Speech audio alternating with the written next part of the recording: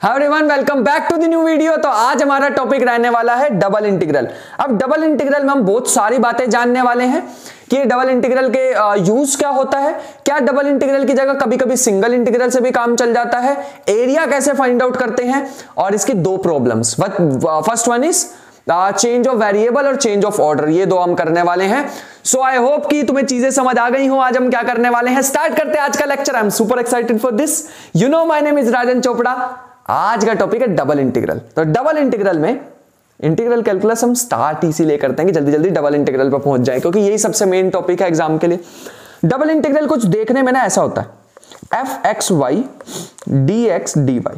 क्या भैया ऐसा होता है इसमें? यहां पे लिमिट क्या आती है इसमें? पहले अगर यहां डी एक्स लिखा है तो यहां एक्स की लिमिट आएगी, और y लिखा है तो y की लिमिट बाद में आ जाएगी। बस एक चीज यहां पे ध्यान रखना होता है कि पहली लिमिट वेरिएबल होती है, दूसरी लिमिट कांस्टेंट होती है। मुझे पता है ये समझ नहीं आएगी अगर नहीं किया आज से पहले बीटा इंटीग्रल। पहली जो लिमिट होती है ये वाली, ये वेरिएबल होती है, दूसरी कांस्टेंट होती है। एक को मैं चेंज कर सकता हूं, एक को मैं फिक्स रखने वाला हूं बाउंड्री में। ठीक है, कैसे होता है अभी बताएंगे। क्या भैया अगर मान लो ये इंटीग्रेशन करना बहुत मुश्किल है, क्या मैं कभी कभी डी वाई को पहले, डी एक्स को एक्स के रिस्पेक्ट में पहले, वाई के रिस्पेक्ट में बाद में ऐसे रैंडमली कर सकता हूं? नहीं, बहुत मुश्किल है। उसके लिए हमें ग्राफ ड्रॉ करना आना चाहिए। ये जो ऊपर वाली चीज लिखी है, this is not equal to this. Directly थोड़ी ऐसे लिख दोगे यार तुम, नहीं, ऐसे नहीं कर सकते। इसके लिए हमें कुछ रूल सीखने होंगे। क्या भैया अगर मान लो ये कोऑर्डिनेट्स में एक्स वाई कोऑर्डिनेट में बहुत मुश्किल हो रहा है क्वेश्चन, क्या मैं एक्स वाई हटा के आर और थीटा यूज कर सकता हूं? हाँ कर सकते हो, लेकिन उसके लिए तुम्हें चेंज ऑफ वेरिएबल वाली कहानी समझनी पड़ेगी। तुम्हें एक न्यू चीज सीखनी पड़ेगी जिसका नाम है जैकोबियन। इसके बिना तो भैया भूल जाओ फिर चीजें। हाँ, फिलहाल के लिए मैं इन सारी चीजों को रिस्ट्रिक्ट करके आज मैं अपने आप को रोक के रखूंगा, अपने जज्बातों को, और इस पे स्टिक रहने वाला हूं। F x y d x d y simple double integration solve करके दिखाने वाला हूं। पहला मैं स्टार्ट करना चाहूंगा क्वेश्चन इससे कि क्या हमेशा डबल इंटीग्रेशन की जरूरत पड़ती है? तो आंसर इज नहीं। जैसे मान लो ये क्वेश्चन दे रखा, show that the area bounded by this shape x is equal to a sin square t, y is equal to a sin cube t upon cos t, and the asymptote is 3 pi a square by 4। अब एक चीज ध्यान रखना, यहां पे ना असिम्प्टोट क्या होता है मैं तुम्हें एक बार बता देता हूं इसका। ये जो चीज यहां पे तुम्हें cos t दिखाई दे रही है ना, बताओ ये किस चीज पे कौन सी ऐसी t की वैल्यू रखोगे बस्ट हो जाए फंक्शन? बस्ट होने का मतलब इंफिनिटी की तरफ चला जाए, धमाका हो जाए इसमें। इसका मतलब है अगर मैं t को अप्रोच कराऊंगा पाई बाय 2, जैसे t पाई बाय 2 की तरफ जाएगा तो ये जो y है ये हमारे पास इनफाइनाइट को अप्रोच करने वाला है। तो मतलब शेप इसकी कुछ ऐसी बन रही होगी, इसकी कुछ ऐसी शेप होती है।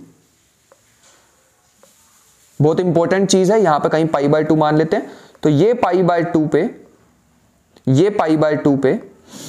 y की वैल्यू कहां बस्ट करने वाली? इंफिनिटी पे जाने वाली। इस चीज का ध्यान रखेंगे। This dotted line is called asymptote. अगर तुम्हें नहीं भी पता है ये असिम्प्टोट क्या होता है, मैंने पूरा डिटेल्ड लेक्चर मतलब घुस के पूरा टॉपिक में समझा रखा है एक लेक्चर में। ठीक है बढ़िया। तो असिम्प्टोट हमें पता लग गया। अब हमें यही वाला एरिया तो सारा निकालना है जिसको अब मैं शेड करने वाला हूं। ये वाला एरिया सारा निकालना है। लेकिन भैया ये इक्वेशन कैसी सी दे रखी है? x is a function of t, y is a function of d। This is called parametric equation. Parametric equation याद रखेंगे, this is called parametric equation. x as a function of t, y as a function of t। जब भी ऐसा कुछ दिया हो तो हमारे पास पैरामीट्रिक इक्वेशन दी होती है। बढ़िया भैया, इसे करें कैसे? तो इसका सिंपल सा फॉर्मूला याद रखो। एरिया का हमने पहले भी फॉर्मूला पढ़ा हुआ। एरिया अंडर द कर्व निकाला जाता था, एरिया अंडर द कर्व निकाला जाता था integration y into D x से, या फिर F x into D x से निकाला जाता था, है ना। लिमिट कहां से कहां तक? 0 से लेके पाई बाय 2 तक। ठीक है, इस चीज का थोड़ा सा ध्यान रखना होगा। y हमें क्या दिया हुआ क्वेश्चन में? a sin cube t upon में cos t, और x हमें दिया हुआ a sin स्क्वायर t, लेकिन हमें x नहीं चाहिए, हमें dx चाहिए। तो ये आ जाएगा a 2 sin t cos t dt। ठीक है, इस चीज का थोड़ा सा ध्यान रखना पड़ेगा हमें। आई होप की चीजें क्लियर हो। अब देख रहे हो cos से cos कट रहा है, बाहर आ जाएगा 2a स्क्वायर 0 से लेके पाई बाय 2। ठीक है, इंटीग्रेशन बचेगा 0 से पाई बाय 2 साइन की पावर 4t dt। अब ये हमारे पास बीटा इंटीग्रल। भैया आपने बीटा इंटीग्रल क्यों सिखाया था? पूछ रहे थे ना लास्ट टाइम, इसलिए सिखाया था। देखो आ गया। ये बीटा इंटीग्रल की एक स्पेशल चीज है। मैं यहां पे साइड में तुम्हें बीटा इंटीग्रल लिख के दिखाता हूं कैसा हुआ करता था साइन की टर्म्स में। हाँ, तो यार क्या हो रहा है ये? 1 सेकेंड ना, हाँ, 0 से लेके पाई बाय 2 साइन की पावर p थीटा कॉस की power q theta into d theta is equal to gamma of p plus 1 by 2 gamma of q plus 1 by 2 2 times p plus q plus 2 upon में 2, ऐसा कुछ हुआ करता है। ठीक है, तो इसको अब हमें यूज करना है, तो ये हमारे पास आ जाएगा 2a square gamma of 4 plus 1 by 2, मैं इसको डायरेक्टली लिखने वाला हूं। ठीक है, 5 बाय 2 गामा ऑफ कॉस की पावर 0 मान के चलनी है, उसको भूल नहीं जाना, 0 प्लस 1 बाय 2 1 बाय 2 अपॉन में 2 times 4 plus 0 plus 2 6 by 2 which is, ऐसे लिख दो 4 plus 0 plus 2 by 2 which is 3 factorial हो जाएगा 2a स्क्वायर। अब गामा ऑफ 5 बाय 2 कैसे ओपन होता है वो भी मैं साइड पर करके दिखाता हूं। गामा ऑफ 5 बाय 2 ओपन होगा 3 बाय 2 1 बाय 2 गामा 1 बाय 2, तो ये आ जाएगा 3 बाय 2 1 बाय 2 गामा 1 बाय 2। मुझे पता है मैं थोड़ा फास्ट कर रहा हूं, लेकिन मैं ऑलरेडी चीजों को सिखा चुका हूं यार, इसीलिए तो सीरीज बनाई है, ताकि मैं थोड़ा छोटा छोटा स्टेप्स को छोड़ सकूं। गामा मैं पहले ही बता चुका हूं कैसे ओपन करते हैं।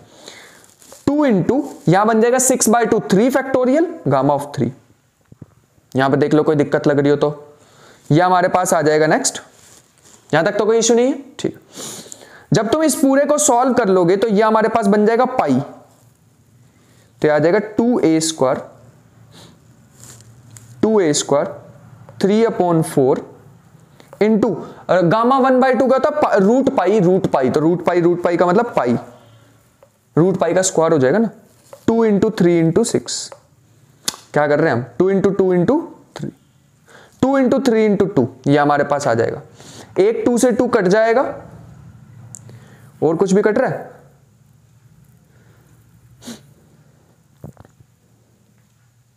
Three pi a square by 4, यह हमारे पास आ जाएगा। ठीक है,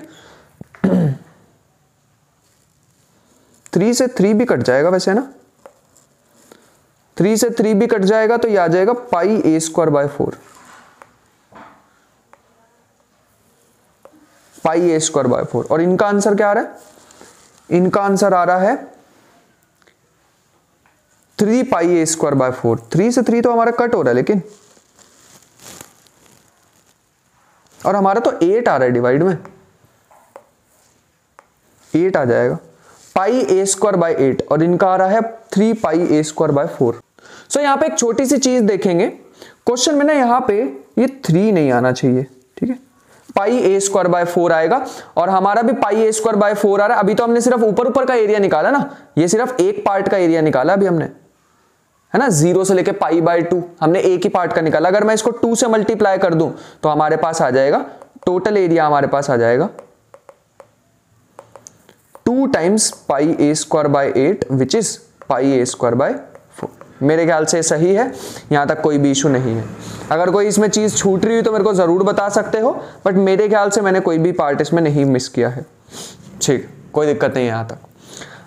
नेक्स्ट क्वेश्चन पे चलते हैं। तो नेक्स्ट क्वेश्चन हमारे को दे रखा है डबल इंटीग्रेशन x e की पावर माइनस के y की पावर 4 अपॉन में y dx dy, और यहां पे हमें ग्राफ कुछ ऐसा दे रखा है कि x 0 और y इक्वल टू,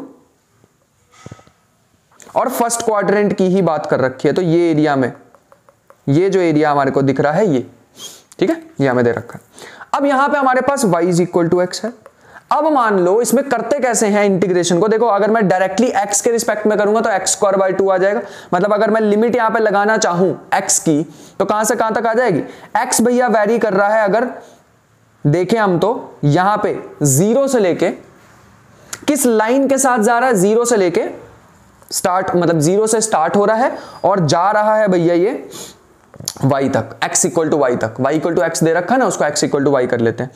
और अगर मैं देखूं y कहां से कहां वेरी होगा फिर, सो y वेरी कहां तक होने वाला है, 0 से लेके इनफाइनाइट तक, इंफिनिटी तक चला जाएगा y। ठीक है, एक को हमने वेरिएबल लिमिट माननी है, एक को हमें कांस्टेंट लिमिट माननी है, स्टार्टिंग में बताया था।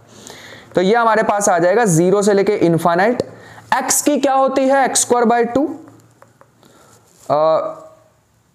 लिमिट हमारे पास आ जाएगी 0 से y, e की पावर माइनस के y बाय 4 अपोन में एक y भी पड़ा हुआ है dy। ठीक है, यहां पे हमारे पास आ जाएगा 1/2 बाहर, 0 से इनफाइनाइट, एक y से y कट जाएगा अगर मैं अपर लिमिट माइनस लोअर लिमिट करूंगा, तो ये बच रहा है y e की पावर माइनस के y4 dy। ठीक है, ये हमारे पास बच रहा है फाइनली। अगर मैं यहां से देखूं तो मैं y की पावर 4 को क्या मान लेता हूं, y की पावर 4 को मैं मान लेता हूं t, तो y हमारे पास आ जाएगा t की पावर 1/4। ठीक है, अगर मैं यहां से ध्यान से देखूं तो हमारे पास आ जाएगा dy इक्वल टू 1/4 t की पावर -3/4 dt। यहां से हमारे पास इंटीग्रेशन का बन जाएगा, लिमिट पे तो कोई खास फर्क पड़ नहीं रहा है। y की जगह आ जाएगा t की पावर 1/4 e की पावर माइनस के t। ऐसा किया क्यों अभी बताऊंगा। 1/4 t की पावर माइनस के 3/4, यह आ जाएगा dt। 1/2 0 से इनफाइनाइट, पावर को कंबाइन करोगे तो 1/4 माइनस 3/4 कितना होता है, माइनस के 1/2 e की पावर माइनस t dt। इसको ऐसे लिखना पड़ेगा हमें, t की पावर 1/2 -1 n -1 के टर्म्स में लिखना पड़ता है ना हमें। अगर तुम्हें गामा इंटीग्रल याद हो तभी ये क्वेश्चन हो पाएगा।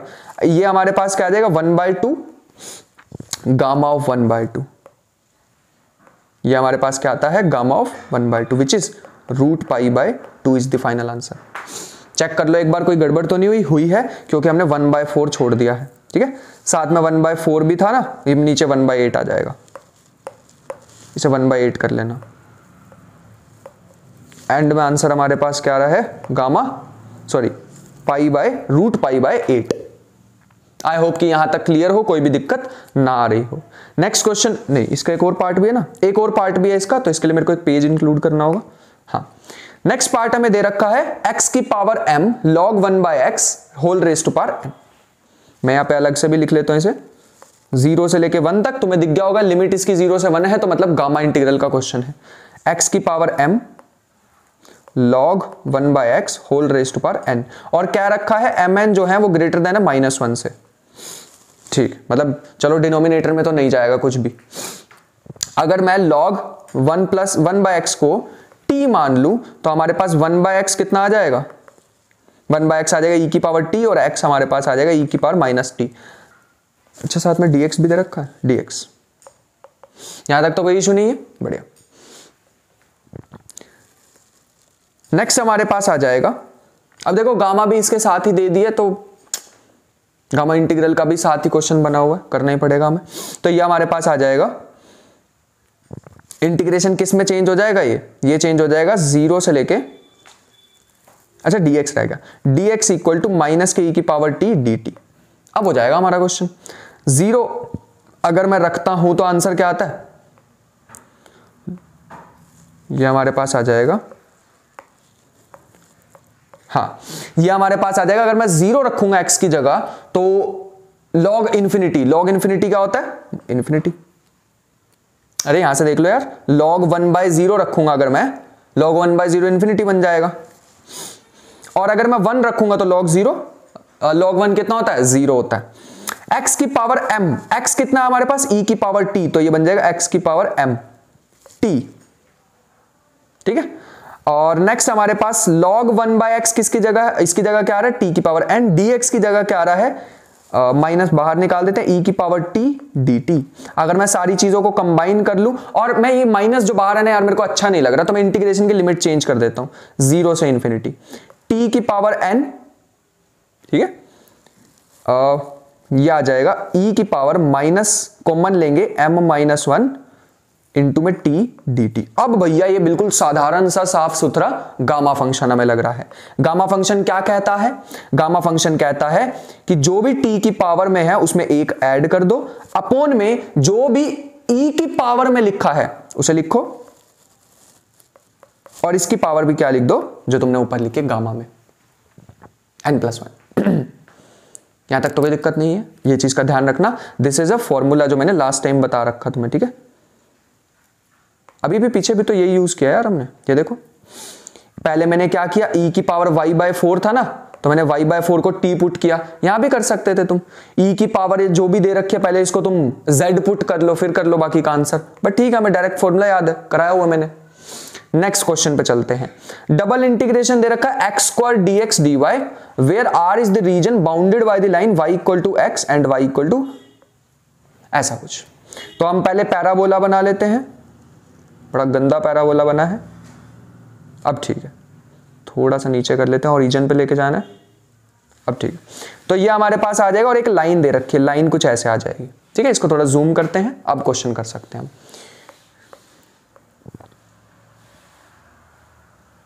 ठीक, तो ये हमारे पास आ जाएगा evaluate the double integral x square dx dy, और इसकी लिमिट खुद से बतानी है। तो ध्यान से देखो, कुछ भी नहीं है क्वेश्चन में, double integration x square dx dy।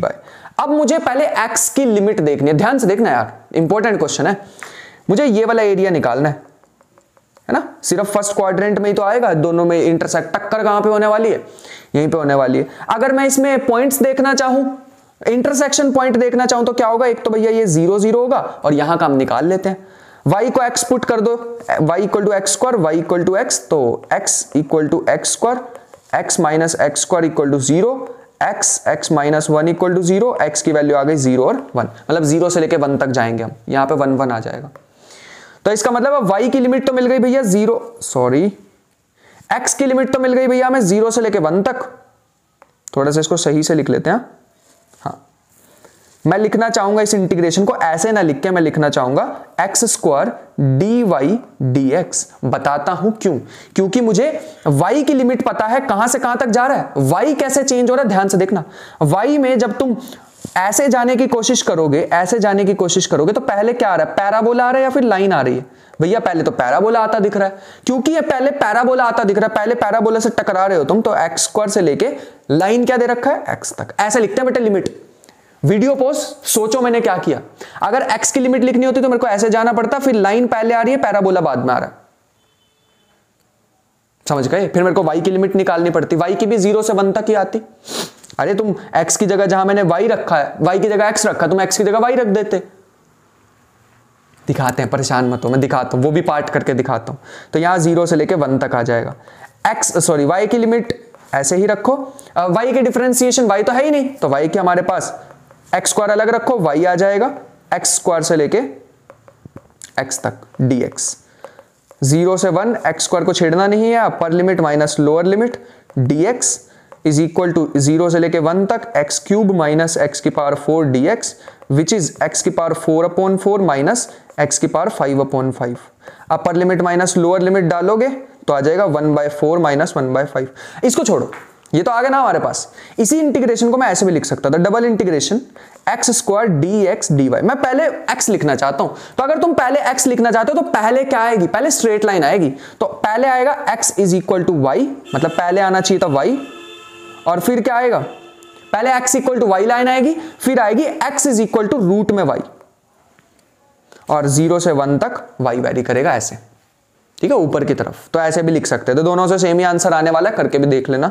एक ये इंटीग्रल बन रहा है, एक ये इंटीग्रल बन रहा है। तो ऐसे वेरिएबल को चेंज भी कर सकते हैं, ऑल्दो मैंने अभी पूरे डिटेल में नहीं बताया है, वो तो नेक्स्ट लेक्चर पूरा उसी पे डेडिकेटेड होने वाला है, बट ऐसे निकालते हैं, ऐसे निकालते हैं, ठीक है।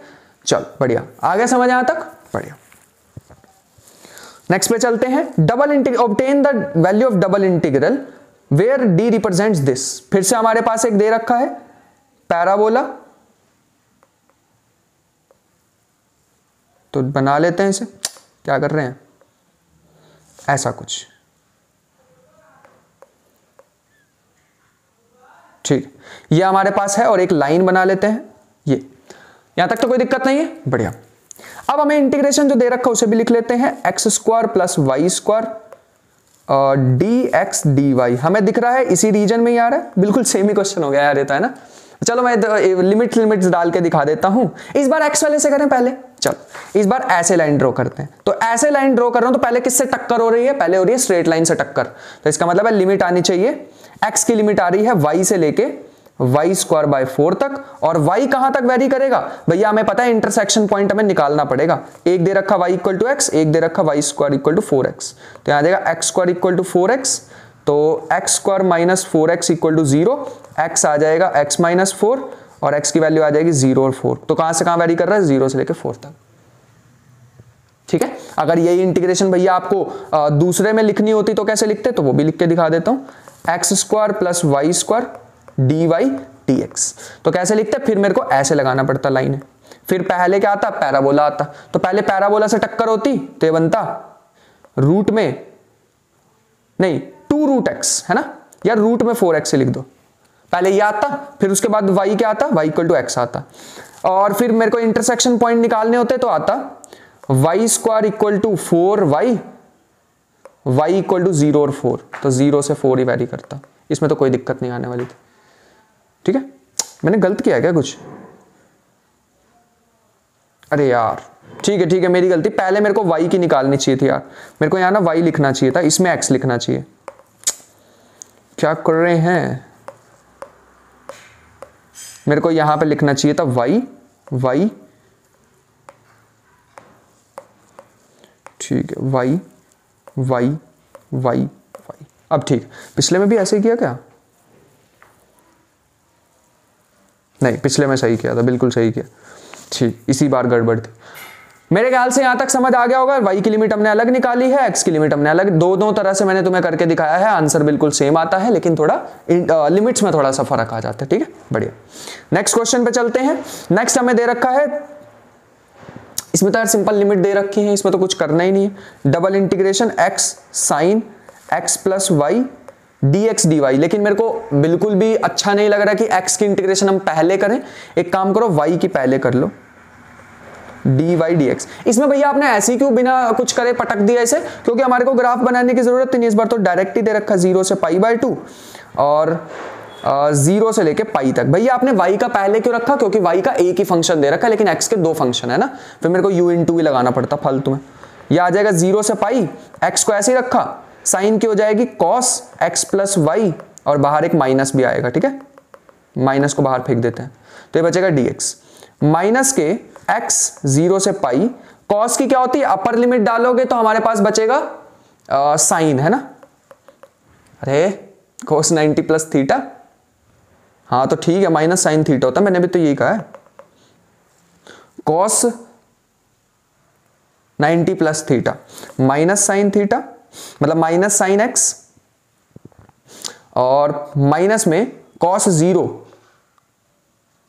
कुछ गड़बड़ कर रहे हैं क्या हम, cos 0 कितना हो जाएगा, अब cos x प्लस 0 कितना हो जाएगा, cos x, अंदर से माइनस, बाहर जो माइनस पड़ा था उसको अंदर वापस ले आओ, तो ये बनेगा x sine x plus x cos x। एक बार तो यार तुम्हें u इंटू भी लगाना ही पड़ेगा, कुछ नहीं कर पाएंगे। ठीक है, एक बार तो लगाना ही पड़ेगा, वैसे x को अंदर लाने का कोई खास फायदा नहीं हुआ, तो इसको बाहर ही भेजो, तो ये आ जाएगा पहला ऐसे ही, नहीं पहला ऐसे ही, दूसरे की इंटीग्रेशन करोगे तो क्या आ जाएगा, साइन की माइनस कॉस की साइन, और लिमिट लगानी पड़ेगी 0 से पाई तक, और माइनस में आ जाएगा इंटीग्रेशन 0 से पाई तक, x की हो जाएगी 1 और इसकी हो जाएगी माइनस के cos x प्लस में sin x dx। ठीक है, फिर से एक और बार करनी पड़ेगी, इसमें अगर तुम पाई डालोगे तो हमारे पास बचेगा पाई 1, क्योंकि साइन पाई 0 होता है, और लोअर लिमिट डालोगे तो खत्म हो जाएगा, इसमें माइनस माइनस प्लस, सॉरी अभी नहीं प्लस, माइनस, इसकी इंटीग्रेशन करोगे cos की होती है साइन, तो माइनस के साइन माइनस के cos, lower limit upper limit, तो ये बचेगा पाई, माइनस कॉमन लेके प्लस हो जाएगा, साइन पाई 0 होता है, cos पाई -1 होता है, तो मेरे ख्याल से आंसर आ रहा है पाई -1। बाकी अगर कोई गलती हुई हो तो जरूर बता देना। ठीक है, आगे चलते हैं। नेक्स्ट क्वेश्चन हमारे पास है double integration x plus y dx dy।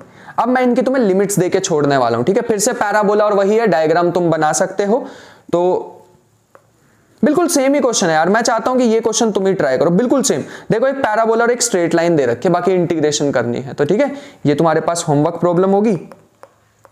और नेक्स्ट चलते हैं। नेक्स्ट हमारे पास थोड़ा बढ़िया क्वेश्चन है, देखो इसमें क्या क्या रखा है। इसमें 2 पैराबोला दे रखे हैं, एक पैराबोला तो अपना वही ऑर्डिनरी पैराबोला है, हाँ, और दूसरा पैराबोला जो हमारे पास है वो है 1 + x², कुछ ऐसा पैराबोला है। ठीक है, तो इनके बीच का रीजन जो है वो ये होने वाला है, ये ऊपर थोड़ा शिफ्ट हो रखा है। सो ये हमारे पास आ जाएगा डबल इंटीग्रेशन x प्लस में 2y dA का मतलब होता है dx dy। अब तुम ध्यान से देख लो, पहले किसकी लिमिट लिखनी है, पहले dx लिखना है dy लिखना है। मैं पहले dy लिखने में इंटरेस्टेड हूं क्योंकि मेरे को दिख रहा है पहले नीचे से नीचे वाला पैराबोला आएगा विच इज 2x² और फिर दूसरा पैराबोला आएगा 1 + x²। ठीक है, और दोनों का इंटरसेक्शन पॉइंट तो अभी निकाल लेते हैं। इंटरसेक्शन पॉइंट निकालने के लिए क्या करें, y = 2x² है ना, y की वैल्यू डाल दो 1 + x² = 2x²। तो ये आ जाएगी 1 = x², तो x आ जाएगा हमारे पास +-1। इसका मतलब -1 से 1 तक वैरी करने वाला है, तो यहां लिख देते हैं। छोटी सी इंटीग्रेशन है, इंटीग्रेशन करना तुम्हारा काम है, मेरा काम था इसकी लिमिट्स बताना और डबल इंटीग्रेशन क्या होती है वो बताना। तो काफी सारी चीजें मैं पेंडिंग छोड़ के इसलिए जाता हूं ताकि तुम इसको अच्छे से कर लो, एक बार खुद से भी ट्राई। ठीक है, आई होप कि आज का लेक्चर तुम्हें पसंद आया होगा। मिलते हैं नेक्स्ट लेक्चर में। उससे पहले ये सारी होमवर्क प्रॉब्लम्स जो तुम्हें दी हैं इसको सारों को कंप्लीट करना। ठीक है, ऐसे ही नहीं कि मतलब भैया ने कर दिया तो मेरी प्रैक्टिस क्यों करा रहे हो, अपनी प्रैक्टिस करो। तो मिलते हैं नेक्स्ट लेक्चर में, तब तक के लिए अपना ख्याल रखना, मेहनत करते रहना इतनी ढेर सारी। तब तक के लिए बाय बाय।